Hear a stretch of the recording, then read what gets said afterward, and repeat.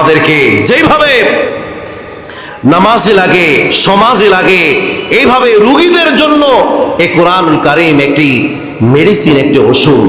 বলেন সুবহানাল্লাহ।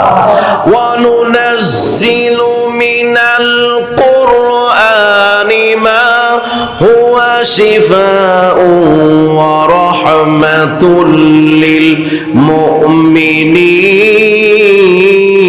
পড়েন, ওয়া নুনাজ্জিলু মিনাল কুরআনি মা হুয়া শিফাউন ওয়া রাহমাতুল লিল মুমিনিন। কার কথা?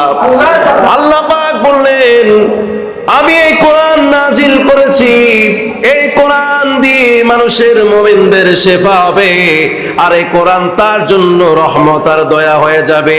চিল্লা এখন আল্লাহু আকবার।